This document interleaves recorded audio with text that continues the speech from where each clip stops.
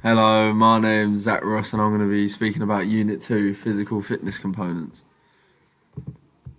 The component I'm going to be talking about today is speed. Speed is the rate at which someone or something moves or operates or is able to move or operate. An advantage of speed is that it will mean that you're quicker than your opposition. You could link this to football. If you were quicker than your opponent, it would allow you to beat them. Another advantage is that it burns fat really quick, so that it will improve your metabolism. The training methods to pinpoint speed are interval training, which is work followed by rest and it's short high intensity periods. There's hollow sprints, which is a series of sprints followed by walking and jogging afterwards. And then there's acceleration sprints where you gradually increase your pace.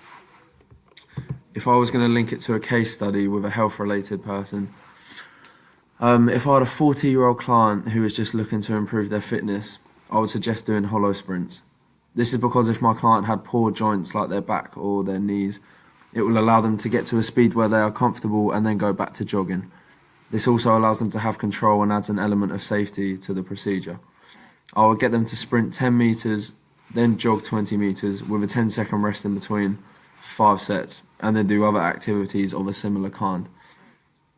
I wouldn't choose interval because it may be too intense for the client, and I wouldn't choose acceleration sprints because it is not good for them stopping and starting at high speeds all the time. A benefit of doing this training method is that it will burn fat quick and improve the metabolism. On the other hand, if I had a sportsman or an athlete wanting to improve their speed, I would suggest using the hollow sprint training method. An example would be a rugby player.